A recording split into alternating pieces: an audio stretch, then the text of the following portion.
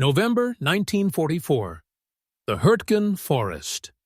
A German machine gunner named Obergefreiter Klaus Mieler lies beneath a canvas tarp dusted with snow and pine needles. His MG-42 is angled through a gap in the logs, barrel wrapped in burlap, to dull its silhouette. 50 meters ahead, American infantry move through the trees in a slow, cautious line. Mieler's breath is shallow. His finger rests outside the trigger guard. He waits.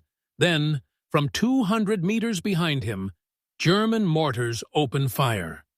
The forest erupts. Shells crash into the frozen ground. Trees splinter. And in that exact moment, Mieler squeezes the trigger. The MG-42 roars, but the sound is swallowed by the explosions. He fires in bursts. 7 rounds. Pause, 8 more. The Americans drop. Some scramble for cover, but they don't know where the fire is coming from. Mieler keeps firing. The mortars keep falling. And for the next 4 minutes, he will fire 40 rounds without a single enemy soldier identifying his position. By late 1944, the war on the Western Front had become a brutal chess match of concealment and detection. The German Wehrmacht, now fighting a defensive war on its own soil, had learned a hard lesson. Firepower without invisibility was suicide. Machine gunners, once the backbone of German infantry tactics, had become priority targets for Allied artillery, snipers, and air support. A burst from an MG-42 could stop an entire platoon, but it also painted a target on the gunner's position. Muzzle flash, sound signature, and tracer rounds all gave away location within seconds. Allied forces had developed sophisticated methods for pinpointing enemy fire. Forward observers used sound-ranging equipment.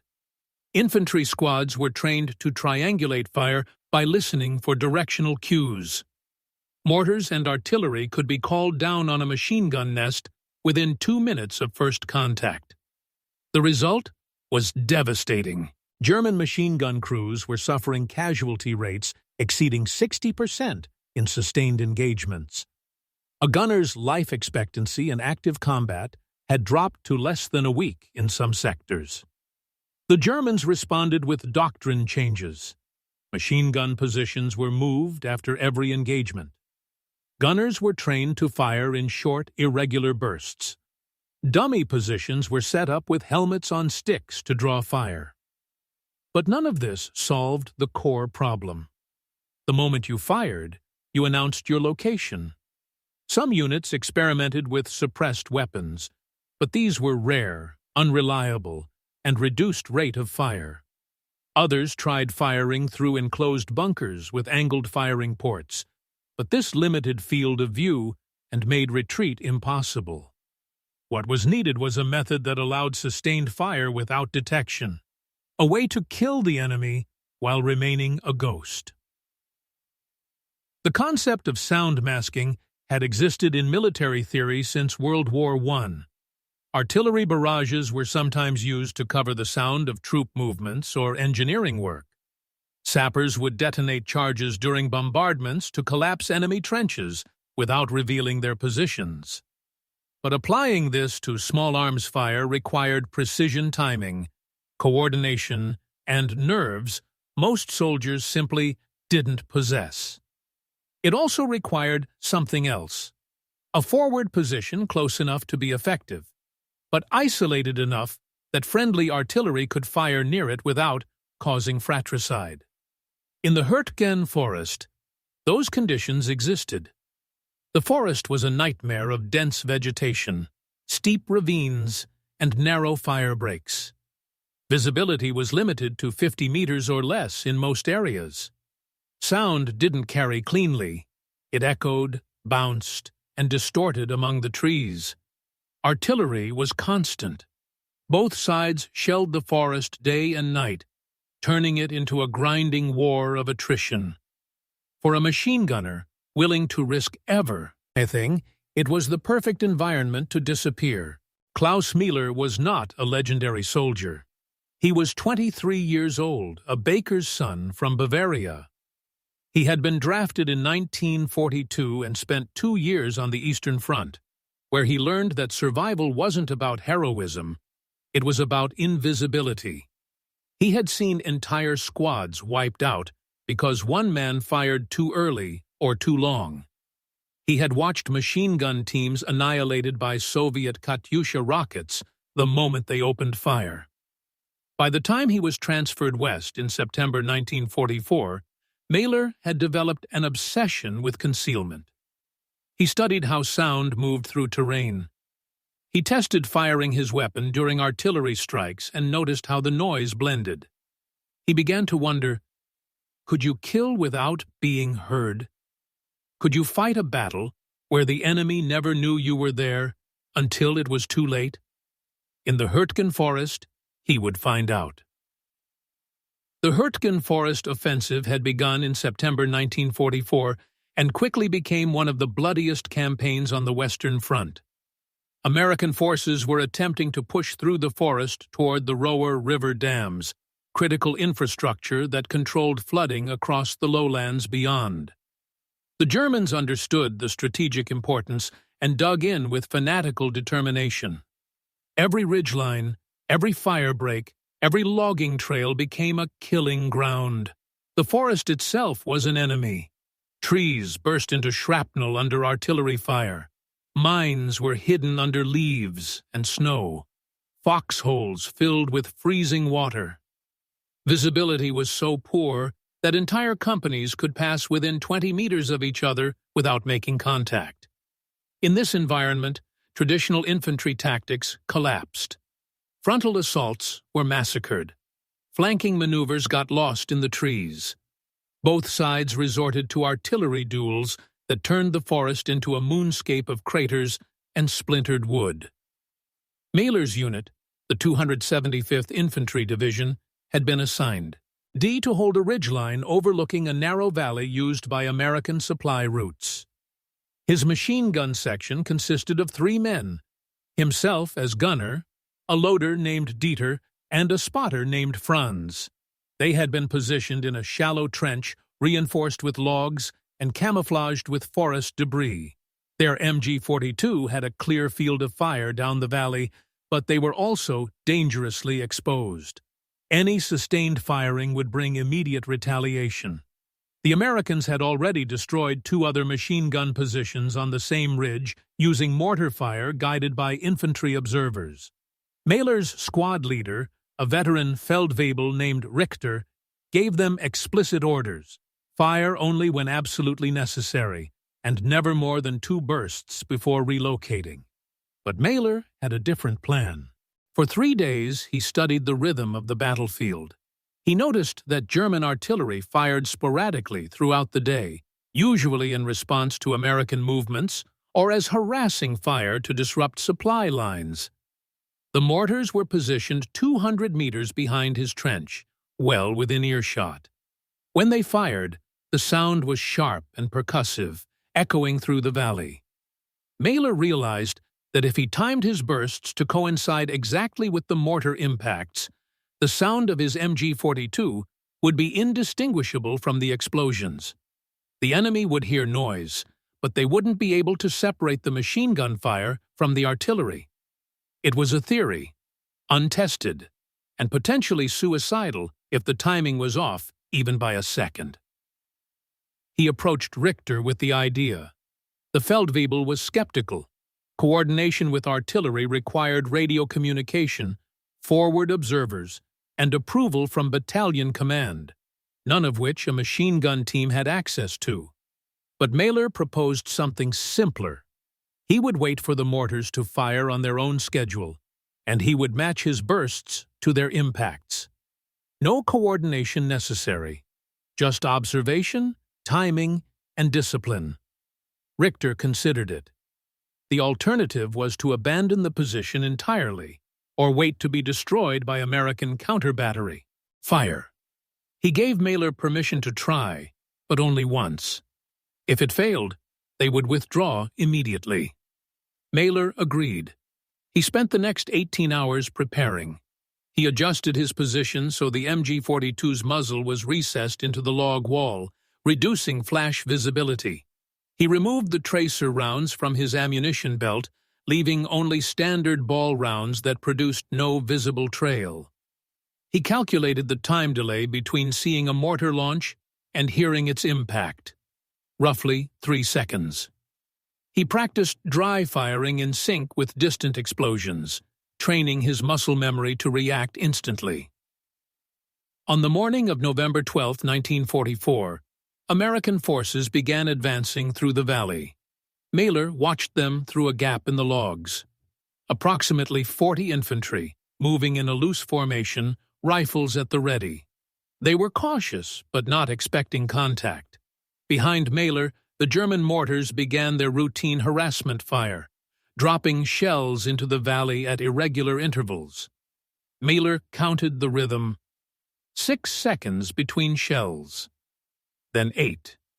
Then 5. Irregular, but predictable enough. He placed his finger on the trigger. His loader, Dieter, fed the ammunition belt into the weapon. Franz, the spotter, watched the tree line for movement. None of them spoke. Mailer waited. The first mortar shell screamed overhead and impacted 200 meters to the left of the American column. The explosion was deafening, and in that exact moment, Mailer fired his first burst. 7 rounds. The MG-42's rate of fire was 1,200 rounds per minute, meaning 7 rounds lasted less than half a second. The sound blended perfectly with the explosion. Downrange, 2 American soldiers collapsed. The others dove for cover, but they were scanning the wrong direction, toward the mortar impact, not toward Mailer's position. Sound masking in combat relies on a principle called auditory masking. Why? A louder noise makes a quieter noise imperceptible to the human ear. In the Hurtgen forest, the challenge was not simply creating noise, but creating noise that matched the frequency, timing, and direction of the masking sound.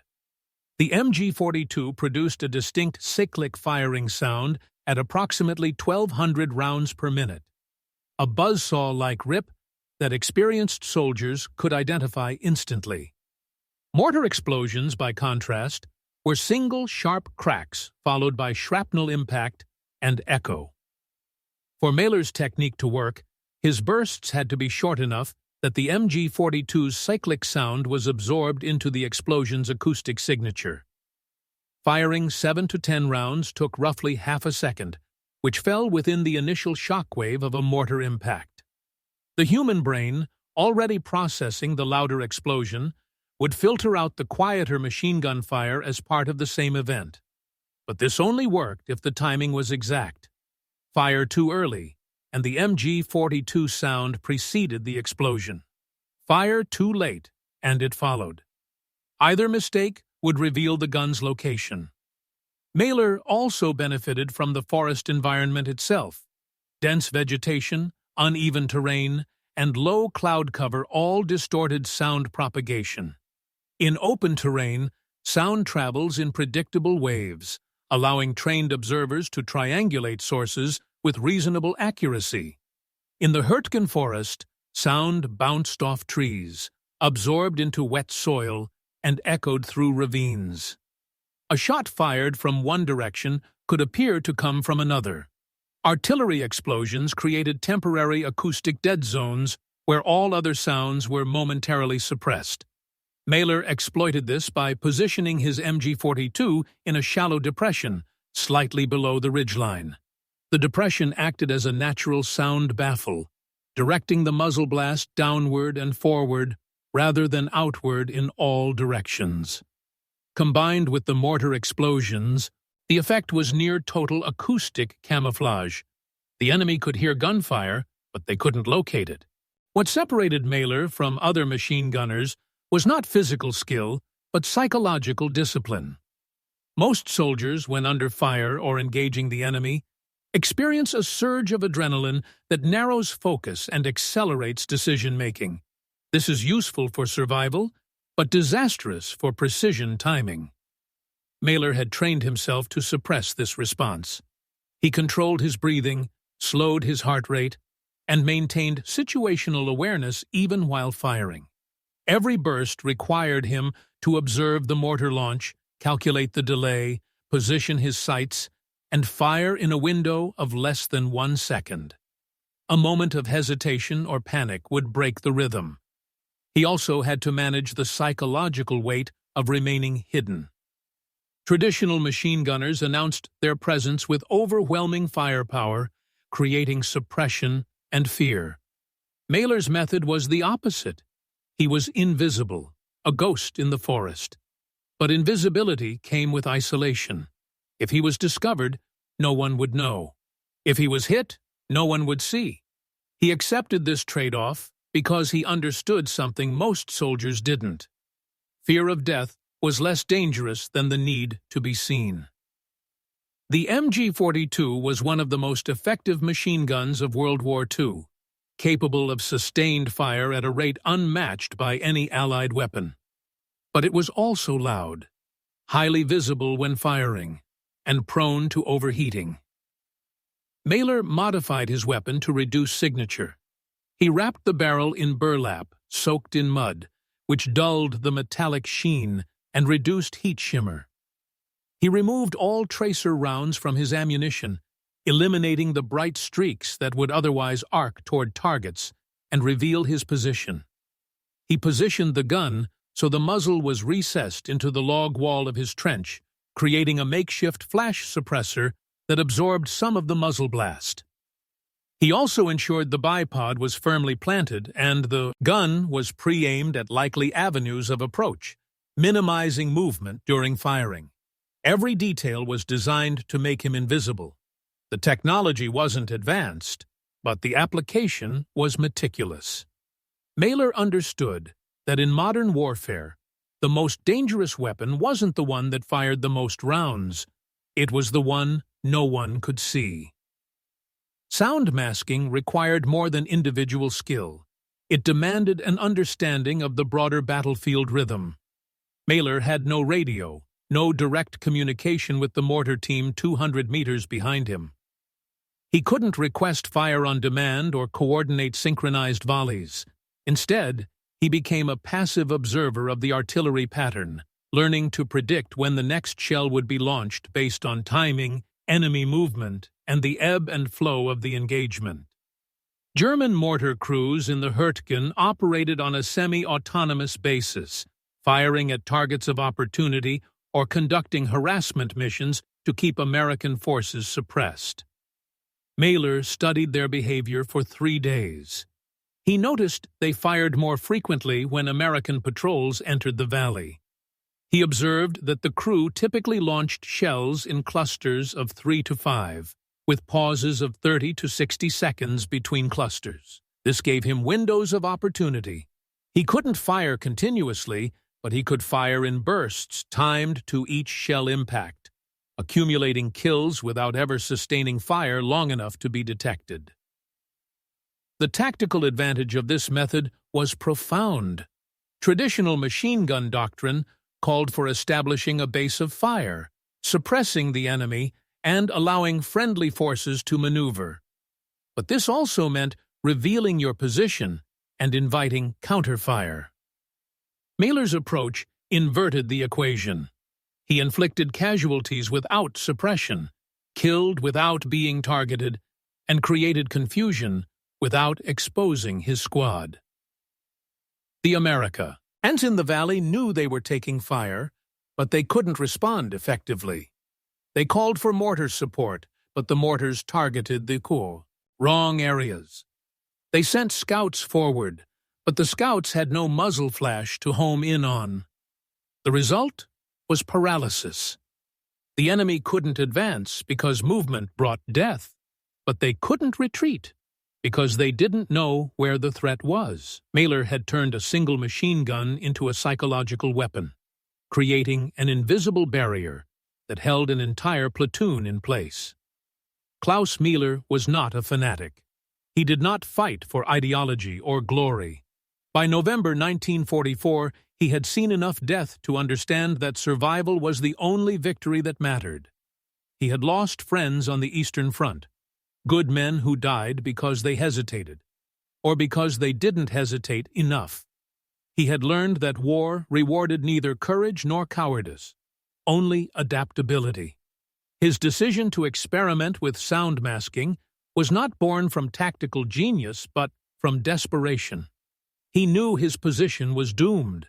Every machine gun nest on the ridge had been destroyed. His turn was coming.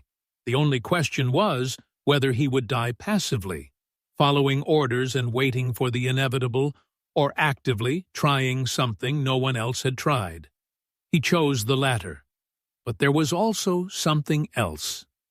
A quiet pride in craftsmanship. Miller had been a baker before the war, a profession that required precision, timing, and patience. He approached his machine gun the same way he once approached dough, with respect for the process, attention to detail, and an understanding that small errors compounded into failure. His loader, Dieter, was less philosophical. He was 19 years old, conscripted in 1943, and terrified. He didn't understand Mailer's plan, but he trusted him because Mailer had kept him alive for 3 months. Franz, the spotter, was older, a veteran of North Africa who had seen too much and said too little. He watched the valley with the detached calm of a man who no longer believed in outcomes, only in moments. Together, the three of them formed a unit bound not by loyalty to the Reich, but by the simple human instinct to survive another day. When Mailer fired his first burst and the Americans dropped, Dieter flinched. When the second burst followed and no counterfire came, Franz allowed himself the smallest nod of approval. They didn't celebrate. They simply reloaded and waited for the next mortar shell. For the American soldiers in the valley, the experience was bewildering. They heard gunfire, saw men fall, but couldn't identify the source. The sound seemed to come from everywhere and nowhere. Some thought it was German artillery firing airburst shells. Others believed they were caught in crossfire between multiple positions. A few correctly identified it as machine gun fire, but when they scanned the ridgeline, they saw nothing. No muzzle flash, no smoke, no movement. The standard response to machine gun fire is to take cover, identify the position, and call for suppression. But without a position to target, suppression was impossible. The platoon leader radioed for mortar support, giving coordinates based on his best guess. American mortars responded, dropping shells along the ridgeline 300 meters east of Mailer's actual position. The explosions were loud and impressive, but utterly ineffective. Meanwhile, Mailer continued firing. Another burst. Another cluster of casualties. The Americans began to panic. Panic doesn't mean screaming or running. In trained infantry, it means the breakdown of tactical cohesion. Soldiers stopped moving as a unit and started making individual decisions. Some pressed forward, trying to close distance. Others pulled back, seeking better cover. The formation fragmented, and in that fragmentation, Mailer found more targets. The engagement had been underway for 90 seconds when Mailer fired his fourth burst. 9 rounds this time, synchronized with a mortar impact that threw dirt and snow into the air 50 meters from the American formation. 3 more soldiers went down. 1 didn't move. The other 2 crawled toward a fallen tree, leaving trails in the frost. The American platoon was now scattered across a 100-meter stretch of the valley floor, some behind trees, others in shallow depressions, all of them searching desperately for the source of the fire. Mailer's breathing remained steady. His finger moved to the trigger guard, waiting. Dieter fed a fresh section of the ammunition belt into the MG-42, hands shaking slightly, but movements precise. Franz whispered a single word. Lynx. Left. 2 Americans were attempting to flank through the undergrowth, moving low and fast. Mailer adjusted his aim 5 degrees. He waited. The mortars were silent. 10 seconds passed. 15. The Americans kept moving. Then, from behind the German line, another shell launched. Mailer tracked its arc by sound alone. 3 seconds. He centered his sights on the lead American. 2 seconds. The soldier was 20 meters from cover. 1 second. Impact. Mailer fired. 8 rounds. The burst lasted 4/10 of a second. The lead American dropped instantly, hit twice in the torso. The second soldier froze, then threw himself flat. But he didn't return fire. He didn't even look in Mailer's direction. He was staring at the mortar crater, convinced that's where the danger was.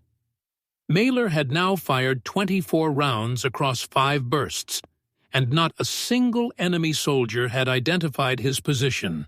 But the situation was escalating. The American platoon leader was screaming into his radio, calling for artillery support.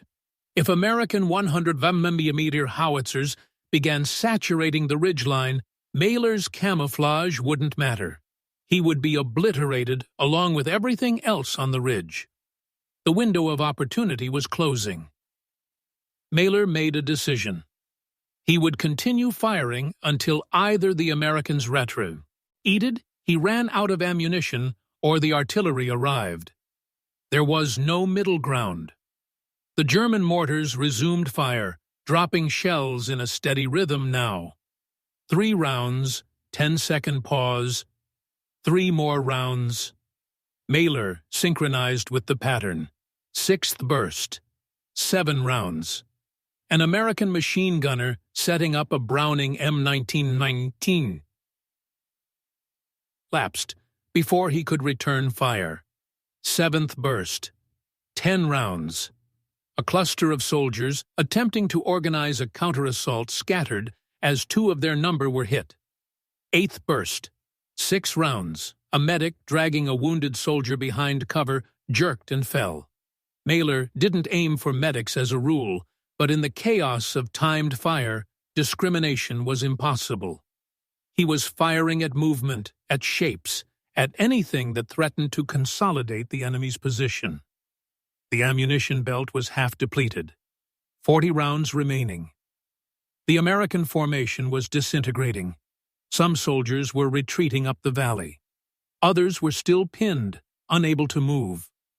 The platoon leader was still on the radio, voice audible even from Mailer's position, hoarse, panicked, demanding immediate fire support.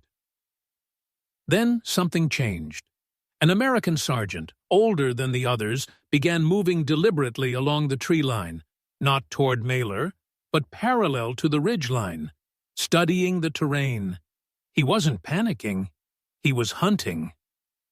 Mailer recognized the behavior. This was a veteran, someone who had survived long enough to understand how machine guns worked. The sergeant stopped, crouched, and stared directly at the section of ridgeline where Mailer's trench was located. He didn't see Mailer. The camouflage was too good, but he was narrowing the area.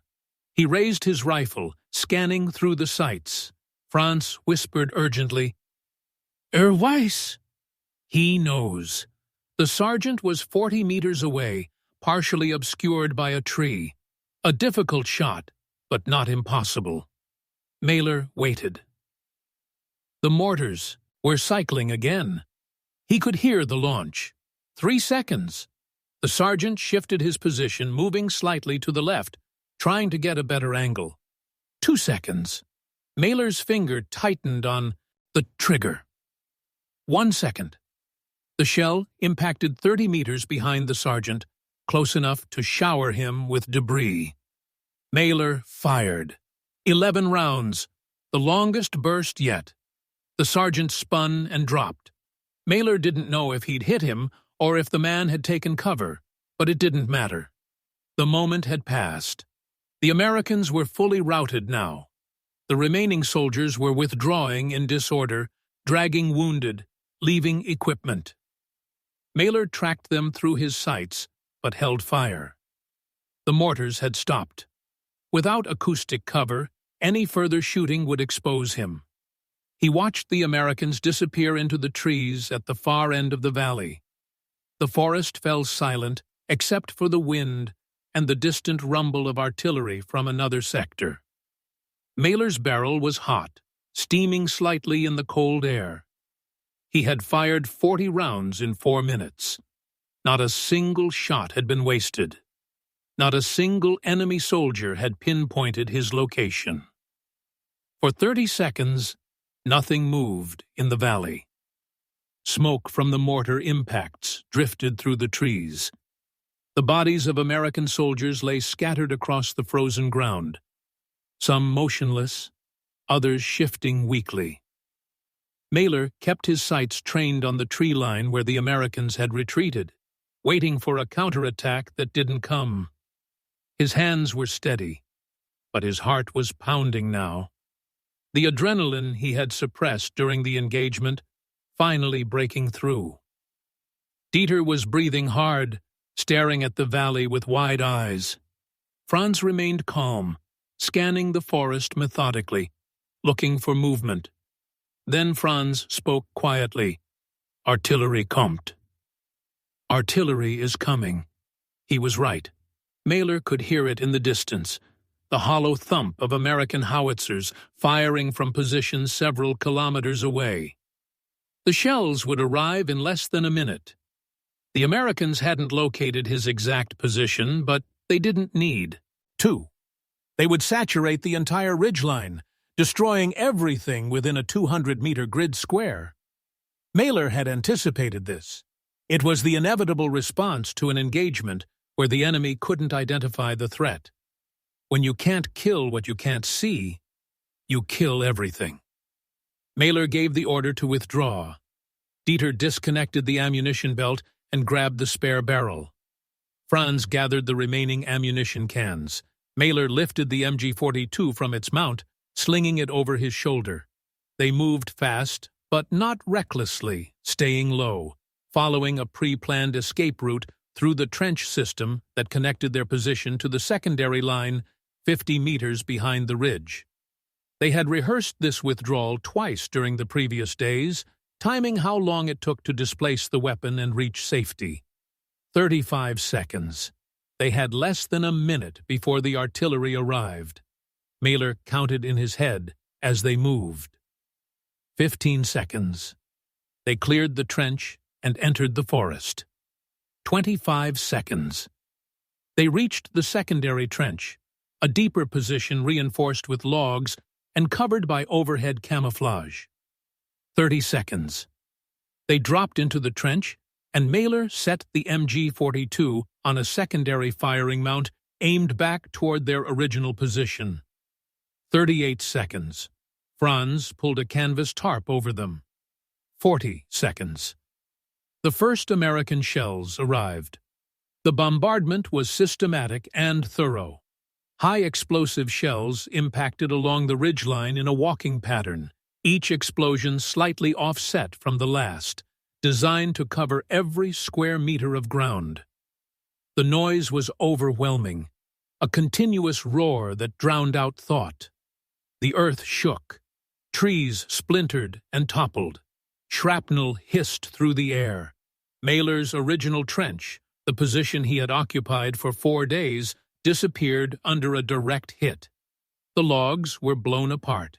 He camouflage evaporated. If they had stayed even 10 seconds longer, they would have been vaporized. The bombardment lasted 3 minutes. 57 shells by Mailer's count. When it finally stopped, the ridgeline was unrecognizable. Craters overlapped craters. Trees were reduced to jagged stumps. The smell of cordite and torn earth filled the air. Mailer lifted the tarp slightly and looked toward his former position. Nothing remained. Not the trench, not the logs, not even the outline of where it had been. The Americans had done exactly what he expected. They had erased the problem without ever understanding it. But Mailer was still alive. And more importantly, he had proven something. Sound masking worked. It wasn't theoretical. It wasn't luck. It was a repeatable, tactical method that allowed a single gunner to engage superior numbers without being detected. He had fired 40 rounds, inflicted at least 12 casualties, possibly more, and extracted without loss. The Americans never saw him. They never pinpointed his position. Even now, after the bombardment, they believed they had destroyed a static defensive position. They didn't know he had withdrawn. They didn't know the technique. And as long as they didn't know, the technique could be used again. Feldwebel Richter arrived at the secondary trench 20 minutes later, moving cautiously through the devastated forest. He looked at Mailer, then at the destroyed ridgeline, then back at Mailer. He didn't smile. Richter never smiled. But there was something in his eyes that hadn't been there before. Respect. He asked a single question. Wie viele? How many? Mailer answered honestly. 12, vielleicht mehr. 12, maybe more. Richter nodded slowly. Then he said something Mailer didn't expect. Wir machen das wieder. We do this again. Over the next 2 weeks, Mailer's technique was replicated by other machine gun teams in the 275th Infantry Division. Richter briefed company commanders. Gunners were instructed to study mortar patterns, remove tracer rounds, and practice timed bursts. Not all of them succeeded. Some fired too early or too late and were immediately targeted. Others panicked and reverted to sustained fire, giving away their positions. But a few, 3 other teams in the division, managed to replicate Mailer's success. One team near the village of Wassenach fired 60 rounds over 2 engagements without detection. Another team held a forest trail for an entire afternoon, firing in sync with friendly artillery and withdrawing before counterfire arrived. The Americans began reporting phantom machine guns in after-action reports, positions that engaged and then vanished. Intelligence officers were baffled. Some theorized the Germans were using remote-controlled weapons. Others believed it was coordinated fire from multiple concealed positions. No one guessed the truth. It was timing, discipline, and an understanding of how sound worked in the forest. Mailer had turned a fundamental principle of physics into a weapon, and for a brief period in the autumn of 1944, in one of the most brutal battles of the war, he had made himself invisible. The immediate tactical impact of Mailer's action was measurable. The American platoon that entered the valley on November 12th suffered 14 confirmed casualties, 9 killed, 5 wounded, and withdrew without achieving its objective. The supply route they were tasked with securing remained under German control for another 6 days. Intelligence reports from the U.S. 28th Infantry Division noted the engagement, but attributed the casualties to coordinated mortar and machine gun fire from undetermined positions. No mention was made of a single gunner. No after-action report identified the sound masking technique. From the American perspective, it was simply another deadly encounter in a forest that killed indiscriminate. Ellie. But within the German 200th Infantry Division, word spread quickly. Mailer's squad had survived an engagement that should have destroyed them. They had inflicted disproportionate casualties and withdrawn without loss. Other units wanted to know how. Feldwebel Richter conducted informal briefings with machine gun section leaders. He explained the technique in practical terms. Observe the artillery rhythm, remove tracers, time your bursts to explosions, and withdraw immediately after firing. He emphasized that it required discipline and favorable terrain. It wouldn't work in open ground or during quiet periods when no friendly fire was available for cover. But in the Hurtgen forest, where artillery was constant and visibility was limited, it was devastatingly effective. Within a week, 5 other machine gun teams in the division attempted the technique. 2 failed catastrophically.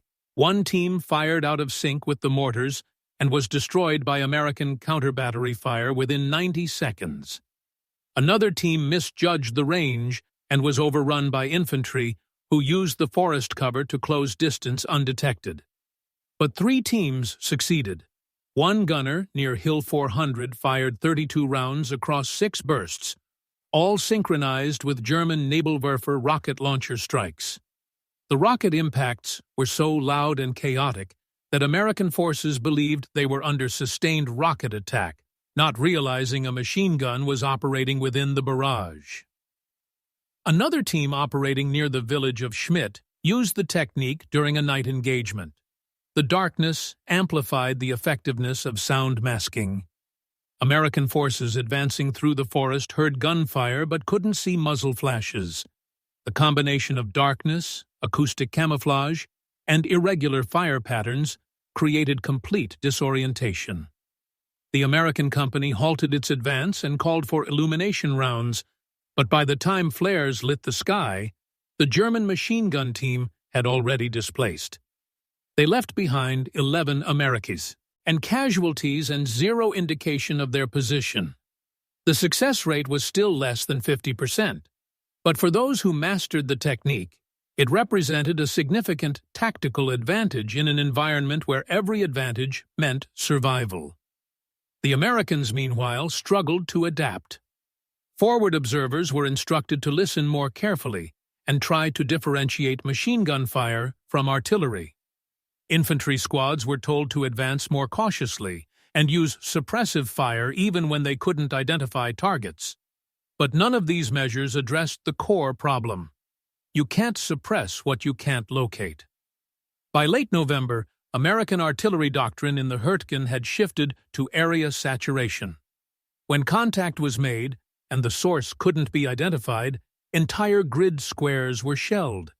This was effective in destroying German positions, but it was also wasteful, consuming vast quantities of ammunition and often hitting empty ground. The Germans, recognizing this shift, began using sound masking as a deliberate provocation. Machine gun teams would fire brief bursts, triggering massive American artillery responses, then withdraw and watch as hundreds of shells obliterated positions they had already abandoned. It became a form of tactical deception, using the Americans' own firepower against them. The cost in ammunition and time was significant. American artillery units in the Hurtgen expended an average of 400 shells per day in November 1944, many of them fired at suspected but unconfirmed positions. The Germans, by contrast, were achieving tactical effects with a fraction of the resources. Mailer's technique had revealed a vulnerability in American doctrine. Overwhelming firepower was useless if it couldn't be accurately directed. Klaus Mailer himself continued to operate using the technique for another 2 weeks. On November 19th, he engaged a second American patrol, firing 28 rounds synchronized with mortar impacts and inflicting 7 casualties.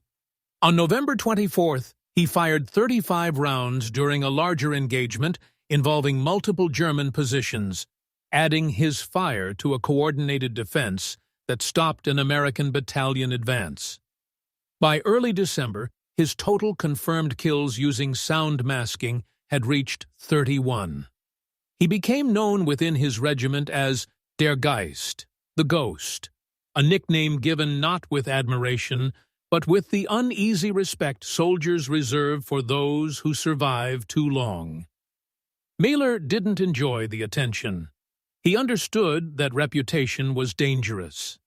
The more his technique was discussed, the more likely it was that the enemy would learn to counter it. He also knew that luck was finite. Every engagement increased the probability of failure.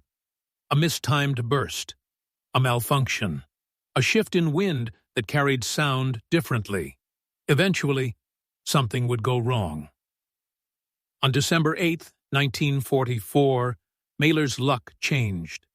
His unit was ordered to hold a position near the town of Merida, where American forces were attempting a renewed offensive.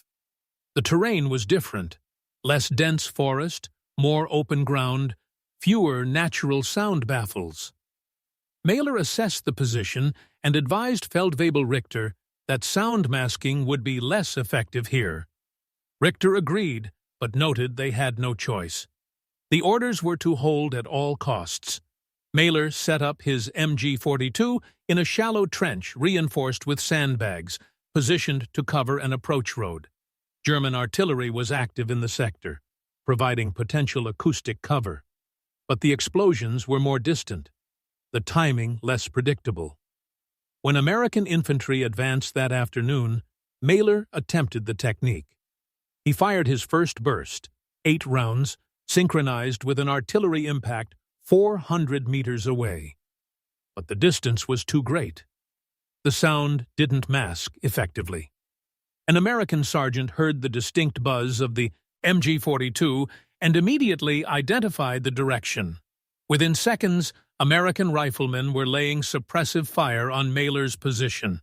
He tried to fire a second burst, but incoming rounds forced him and his crew to take cover. The technique had failed. Mailer survived the engagement, but barely. His position was hit by American mortar fire 20 minutes later. Dieter, his loader, was killed instantly by shrapnel. Franz was wounded in the shoulder. Mailer himself suffered a concussion and shrapnel wounds to his left leg. He was evacuated to a field hospital and spent the next 3 weeks recovering.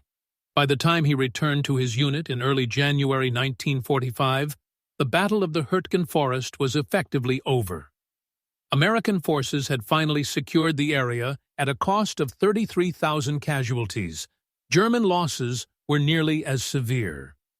The 275th Infantry Division had been reduced to 40% strength. Most of the machine gunners who had attempted sound masking were dead. The technique, while effective in specific conditions, required such precise circumstances that it couldn't be widely adopted. Mailer was reassigned to a different sector, and his brief period as the Ghost ended quietly, buried under the weight of a larger war that was rapidly turning against Germany. But the concept didn't disappear entirely. After the war, military historians studying German defensive tactics in the Hurtgen Forest noted references in unit records to synchronisiertes Feuer, synchronized fire, and akustische Tarnung, acoustic camouflage. Some reports mentioned individual gunners who achieved unusually high casualty rates without corresponding positional losses. American intelligence archives contain scattered references to phantom gun positions and unexplained casualties attributed to unknown fire sources. In 1947, a U.S. Army after-action study on the Hurtgen campaign in Clue did a brief section on German use of artillery cover to mask small arms fire, recommending that future doctrine address the possibility of adversaries using sound masking techniques. The study was classified and filed away. It would be another 2 decades before military researchers revisited the concept. In the 1960s, during the Vietnam War, U.S. Special Operations Forces experimented with using helicopter noise and artillery fire to mask the sound of ambushes and sniping operations. Some units achieved limited success, particularly in dense jungle where sound propagation was unpredictable. But the technique remained niche, too dependent on environmental factors and coordination to become standard doctrine. Klaus Mailer survived the war. He was captured by American forces in April 1945 during the final collapse of German defenses in Western Germany. He spent 18 months in a prisoner of war camp in France before being released in late 1946. He returned to Bavaria and reopened his family's bakery, which had been damaged but not destroyed during the war. He never spoke publicly about his wartime experiences. When asked by family members, he would say only that he had been a machine gunner and that he was fortunate to survive.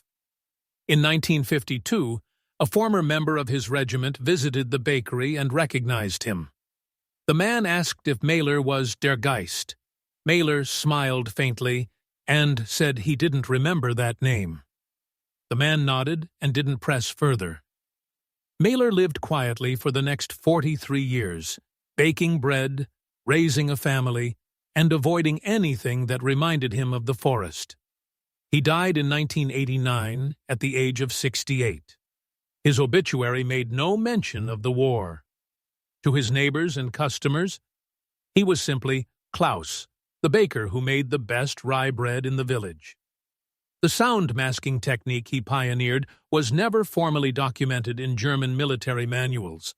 It existed only in the memories of those who witnessed it, and the scattered references in unit records. Most of those records were lost or destroyed in the chaos of the war's final months.